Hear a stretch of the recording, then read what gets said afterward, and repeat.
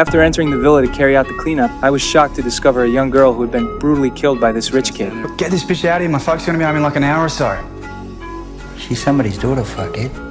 But since I was hired to dispose of the body, the rich kid and I carried it out of the room and tossed it straight into the trunk of the car. I then called my employer, the crime boss, to ask how he wanted the body handled. After disposing of the body, I reported back at the crime boss's drug lab. Suddenly, he had his men bring in a girl. It turned out Zoe was the partner he'd assigned to me for drug runs, making it less likely to raise police suspicion. At first, I didn't think much of it, but after talking, we actually hit it off surprisingly well. Zoe didn't judge me for my shady past as a hitman, and our bond grew stronger. One day, we accompanied the boss on another delivery run. The journey started smoothly, filled with laughter and conversation.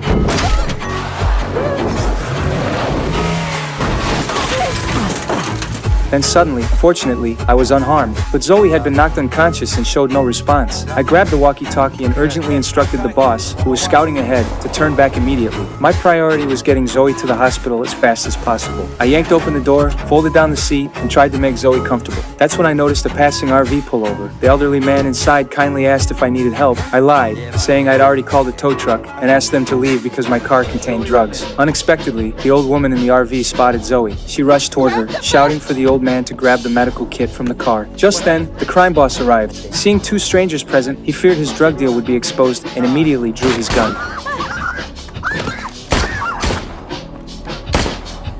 I watched in fury. The boss retrieved the drugs from the trunk. I helped Zoe into his car, reassuring her not to be afraid. After all this, I instructed the kingpin to take Zoe to the hospital first, while I stayed behind to dispose of the RV, and the body's trouble would ensue if the police found her. Little did I know this would be my last moment with Zoe. I dug a deep pit, retrieved a blanket from the RV to cover the kind couple, then swung the shovel to bury them. I thought disposing of the RV would end it all, but when I returned to the boss's hideout, he delivered devastating news.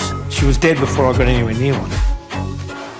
I remembered Zoe being in decent condition, then clearly the boss had abandoned her to rush the delivery. I didn't lose my temper on the spot, just gave him a meaningful look before driving away. More than anger, I was consumed by worry for Zoe's safety. But when I drove back to the crash site, the car had already been sealed off by police, and there was no sign of Zoe anywhere along the way. At that moment, I had to admit the truth. Zoe was most likely dead. My continued search was nothing more than clinging to the last shred of hope.